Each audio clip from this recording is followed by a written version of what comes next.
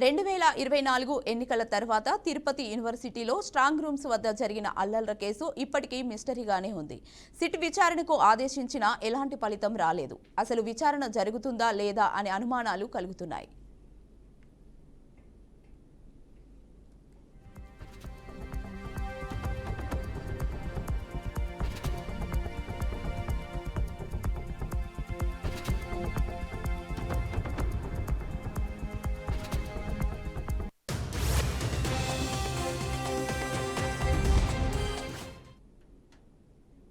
సరిగ్గా ఏడాది క్రితం ఈవీఎంలు భద్రపరచడానికి శ్రీ మహిళా యూనివర్సిటీ చంద్రగిరి ఎమ్మెల్యే పులివర్తి నాని వెళ్లారు. స్ట్రాంగ్ రూమ్ల వద్దకు వెళ్తున్న నానిపై 100 మంది అల్లరి మూకలు ఒక్కసారిగా దాడి చేశారు. అత్యంత పాశవికంగా రాడ్లు, కత్తులు, సమ్మిట్లతో నాని వెళ్తున్న కాళ్లపై దాడికి దిగారు. ఈ ఘటనపై అప్పట్లో దేశవ్యాప్తంగా చర్చ సాగింది. కేంద్రం కూడా తీవ్రంగా సీరియస్ అయింది. ఈ దాడి తర్వాత కొంతమందిని పోలీసులు అరెస్టు చేసి రిమాండ్కు తరలించారు. దాడికి యత్నించింది వైసీపీ మూకలేనని పులివర్తి నాని ఆయన వర్గీయులు ఆరోపించారు.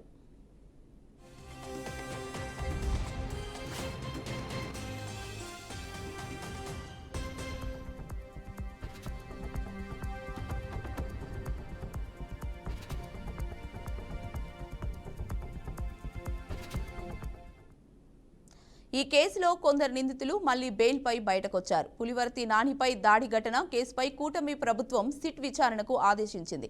కానీ ఇప్పటికీ కేసు దర్యాప్తులో ఎలాంటి పురోగతి లేదు. తనపై దాడి చేసింది చెవిరెడ్డి మోహిత్ రెడ్డి, ఆయన అనుచరులేనని పులివర్తి నాని ఎన్నోసార్లు స్టేట్మెంట్ ఇచ్చారు.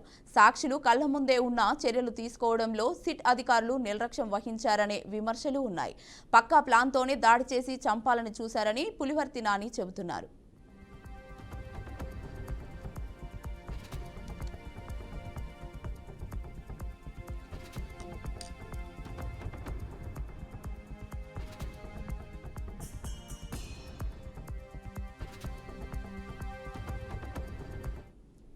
ఇక ఇదే అంశంపై మరింత సమాచారాన్ని మా ప్రతినిధి గోపి అందిస్తారు. గోపి, ఏడాది ఎంతో ప్రశాంతంగా ముగిశాయి. అంటే దాని తర్వాత ఇంకా ఫలితాల కోసం అందరూ ఎదురు చూస్తున్నారు. అయితే అదే సందర్భంలోనే అంటే ఎక్కడా లేని విధంగా కూడా ఒక్కసారిగా తిరుపతి మహిళా యూనివర్సిటీలో అత్యంత దారుణంగా చంద్రగిరి అప్పుడు అభ్యర్థి ప్రస్తుత ఎమ్మెల్యే పులివర్తి నాని పైన అత్యంత దారుణంగా దాడి చేయడం జరిగింది.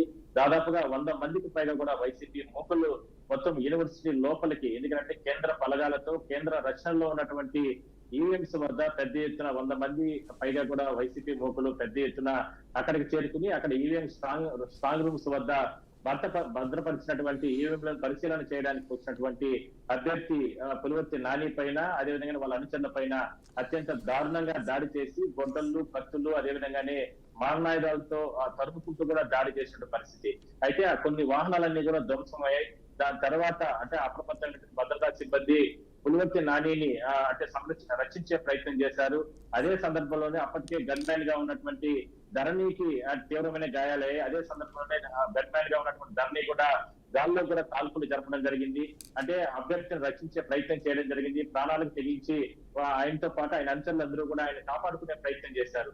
అయితే ఈ కేసుకు సంబంధించి అంటే ఒక్కసారిగా అంటే రాష్ట్ర ఎన్నికల సంఘం ఈ సందర్భంగా ఘోరంగా విఫలం చెందిందంటూ కూడా అప్పట్లో ఎన్నో ఆరోపణలు రావడం జరిగింది. అయితే ఆ కేసులో దాని తర్వాత ఎన్నికలంటే అప్పటికే కూడా ఎన్నో సందర్భాల్లో కూడా ఆయన మాట్లాడడం జరిగింది పులివర్తి నాని. అంటే కేవలం అంటే చంద్రగిరి వైసీపీ అప్పుడు అభ్యర్థిగా ఉన్నటువంటి చెవిరెడ్డి మోహిత్ రెడ్డి, ఆయన అనుచరులు ఆయన కలసనల్లోనే తనను అంతం పొందించడానికి ప్లానింగ్ అంతా చేశారంటూ కూడా రకరకాల అంటే ఆయన కూడా చాలా కామెంట్ చేయడం జరిగింది. అదే విధంగానే కూటమి ప్రభుత్వ అధికారులకు వచ్చిన తర్వాత సిట్ దర్యాప్తును ఏర్పాటు చేయడం జరిగింది. రవి మనోహరాచారి సిట్ అధికారిగా విచారణ కొనసాగించారు.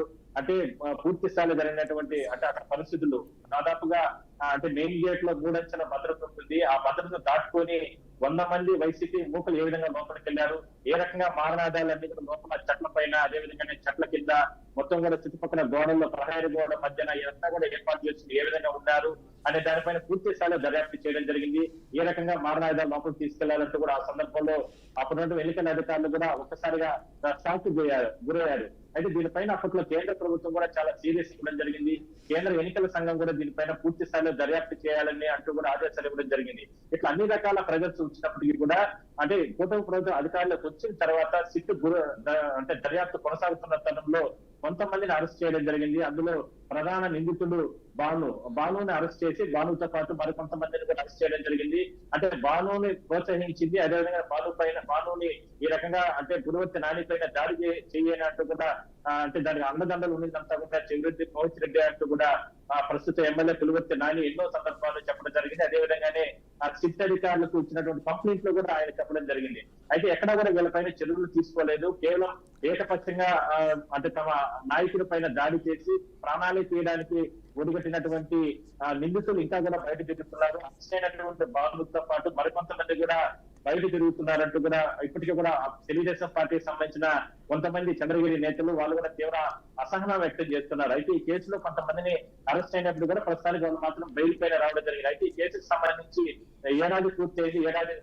ఎన్నికల సందర్భంగా అంటే పోలింగ్ జరిగిన తర్వాత మరికొద్ది రోజుల్లోనే అంటే ఫలితాలు వస్తాయన్న క్షణంలో ఈ రకంగా రెండో రోజు ఈ రకంగా దాడి జరగడం అనేది చాలా హేమమైన చర్య. అది కాకుండా ఒక అభ్యర్థిని అంతమొందించాలనేటువంటి కుట్ర చేయడం అనేది చాలా దారుణంగా అప్పుడు అందరూ పెద్ద ఎత్తున నిరసన వ్యక్తం చేయడం జరిగింది.